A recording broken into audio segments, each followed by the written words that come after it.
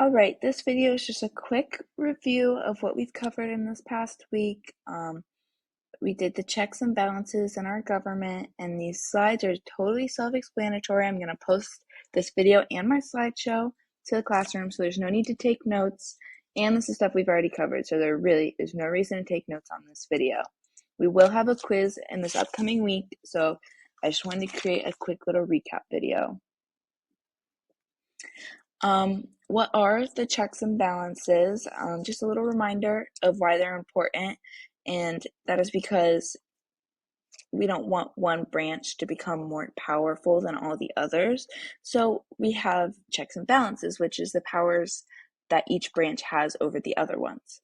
And a little reminder about the separation of powers in our government, which is the three branches: executive, legislative, and judicial branch.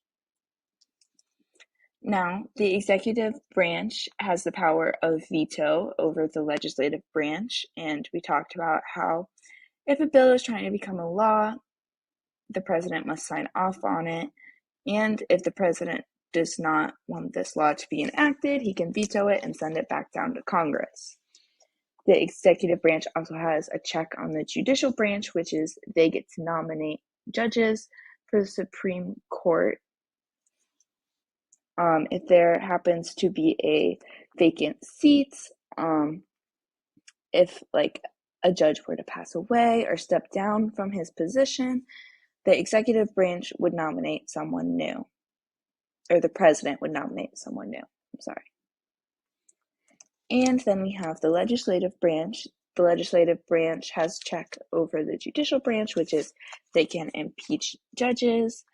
This doesn't necessarily remove them from their seat, but does carry weight in our government. And the legislative branch must confirm judges. The legislative branch must confirm any judge nominations from the executive branch. So that one's a little confusing.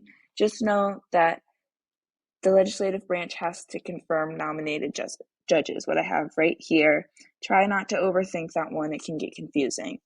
The legislative over the executive branch, there's a few here. I'll just go through them real fast. The legislative branch can override vetoes, and they have to get a 2/3 vote in both the House and the Senate. It's very rare, doesn't happen too often, but it can.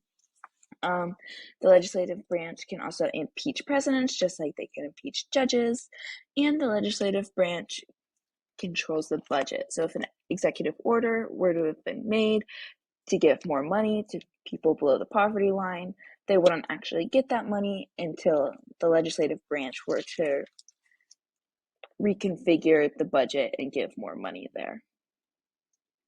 And finally, the judicial branch has check over the executive branch. The judicial branch pretty much main thing is declaring things unconstitutional. They can declare an executive order unconstitutional, so if the president were to say something outrageous and they don't agree with it, they can say it's unconstitutional. And if a law was signed into our government system, the judicial branch can declare that law unconstitutional. Nothing really happens with declaring things unconstitutional, just the fact that they're declaring it unconstitutional, and they just have to wait for either the president to create an executive order or for Congress to create a new law.